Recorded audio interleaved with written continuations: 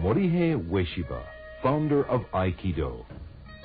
Unlike classical Japanese martial arts, which stressed victory at all costs on the battlefield, Ueshiba Ōsensei conceived of Aikido as a means for achieving the peaceful resolution of conflict and promoting harmonious interaction among members of society.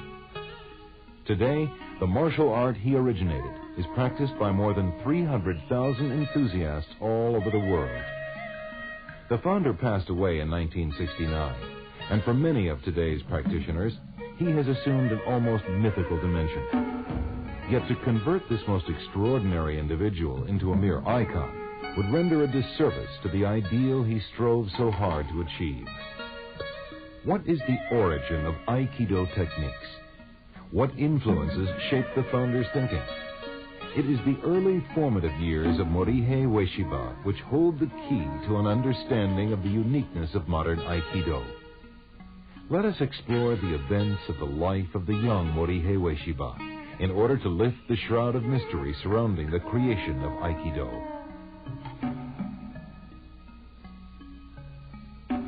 Morihei was born in the port town of Tanabe in Wakayama Prefecture on December 14, 1883, as the only son of prominent community member Yoroku Ueshiba.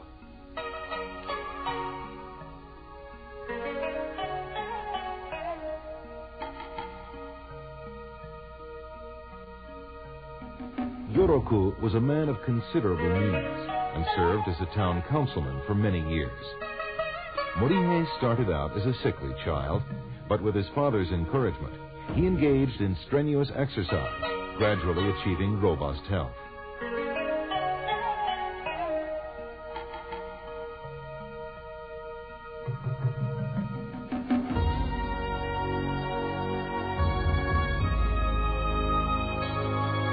After passing his childhood in his native Tanabe, Morihei spent a period of several months in Tokyo at the age of 17, where he practiced Tenshin Shinyo-ryu Jujutsu. He soon fell ill with beriberi and was forced to return to his native Tanabe to regain his health.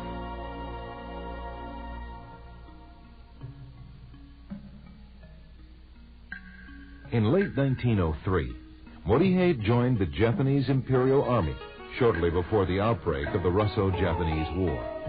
It was during his military service that he engaged in the study of Yagyu-ryu Jujutsu.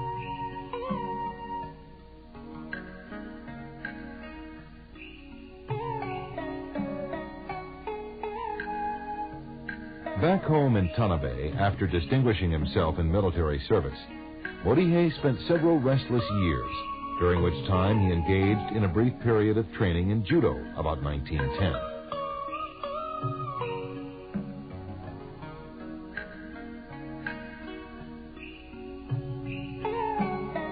During this period, the Japanese government was providing incentives for those hardy individuals who would accept the challenge of settling the northernmost island of Hokkaido. In 1912, seeking a new life of adventure, Morihei led a party of young men from his native Tanabe to a remote area of Hokkaido called Shirataki. There, Ueshiba and the group set about the arduous task of hewing a new life out of the wilderness.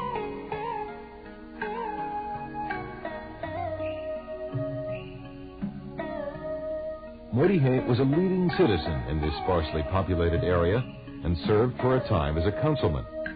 Life in Hokkaido was very demanding due to the severe weather conditions and backward nature of the area. Farming and logging were the main pursuits of the colonizers of this region.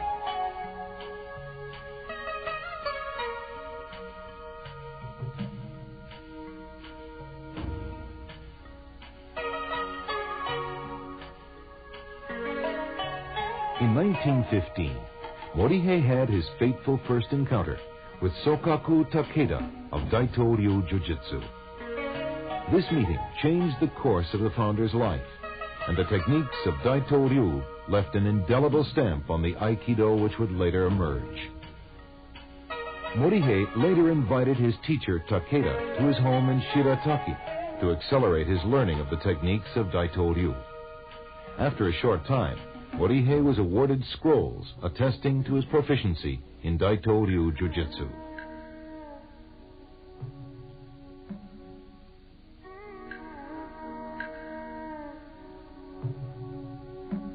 Morihei left Hokkaido suddenly after receiving a telegram in late 1919 informing him that his father was gravely ill. He left his home and most of his possessions with Sokaku Takeda and set out for Tanabe.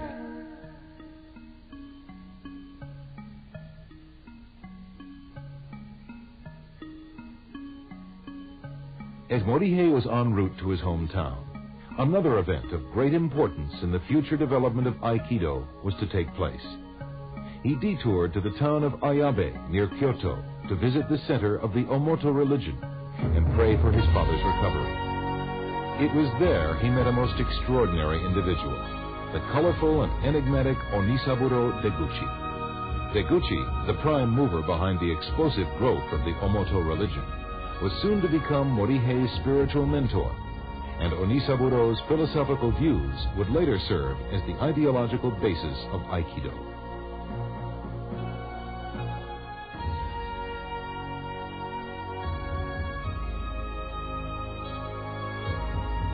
Arriving too late to comfort his dying father and overcome with grief, Morihei moved his family to Ayabe in the spring of 1920 to seek solace in the Omoto religion.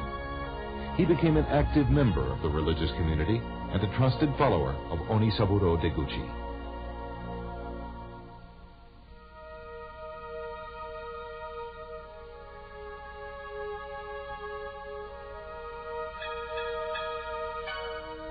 Morihei's martial arts skills became well known among Omoto believers, and with Deguchi's blessing, he set aside part of his Ayabe home as a training facility where he taught Daito Ryu Aiki Jiu-Jitsu to fellow devotees. He also received Sokaku Takeda for 6 months in 1922, at which time he was awarded the Kyoju Dairi Teacher's Certification.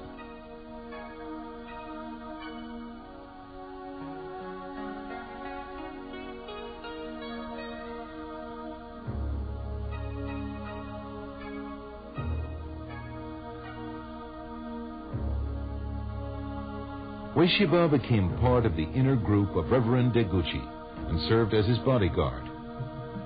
Among Onisaburo's grandiose visions was the establishment of a utopian colony in Mongolia, which would unite the world's religions. Onisaburo and a party of close associates, including Morihei, left secretly for the continent in February 1924.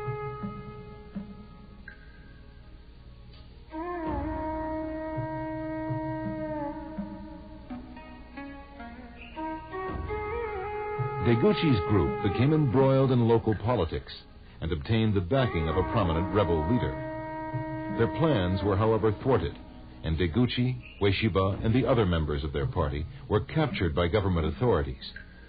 The Japanese utopians were imprisoned and sentenced to death.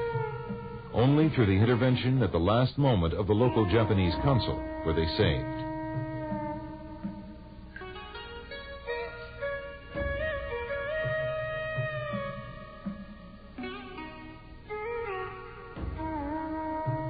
This close brush with death tested Morihei's courage to the limit and caused him to enter into a period of deep self-examination.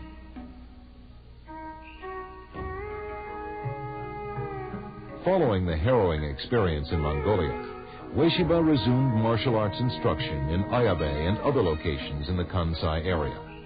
His fame as a martial artist gradually spread, and the founder was eventually invited to Tokyo to give demonstrations and seminars on behalf of Japan's military and political elite.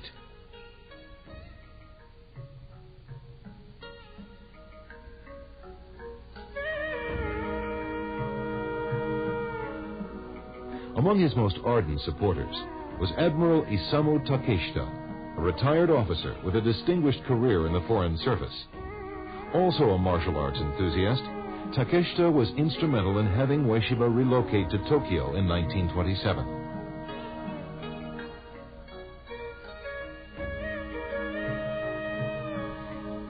In 1930, Ueshiba had a visit from the famous Jigoro Kano, founder of judo, who was highly impressed with his unusual and graceful techniques. Kano dispatched several of his leading students to study under Ueshiba. After teaching in various locations in Tokyo with the support of a number of wealthy and influential patrons, Ueshiba finally settled permanently at a new location called the Kobukan Dojo, which opened in Tokyo's Shinjuku ward in April 1931. His martial art was gradually evolving away from the more jujitsu-like Daito-ryu techniques he had learned from Takeda towards what came to be called Aikido. Interestingly enough, it is in this period of Morihei Ueshiba's life that his techniques are the most clearly documented. This is largely due to the survival of a series of more than 1,000 technical photos, which preserve for posterity his dynamic Aikido.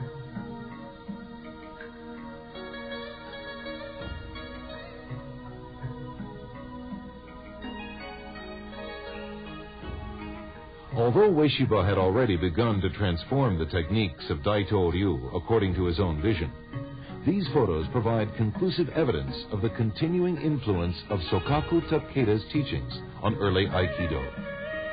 The complex joint locks and pinning techniques shown in these photos are unmistakably from the Daito-ryu technical repertoire.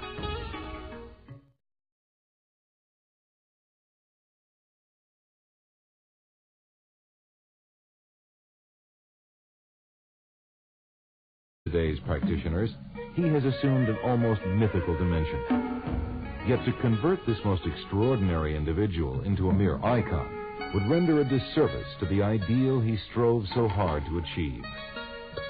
What is the... Unlike classical Japanese martial arts, which stressed victory at all costs on the battlefield, Ueshiba Ōsensei conceived of Aikido as a means for achieving the peaceful resolution of conflict and promoting harmonious origin of Aikido techniques. What influences shaped the founder's thinking? It is the early formative years of Morihei Ueshiba which hold the key to an understanding of the uniqueness of modern Aikido. Let us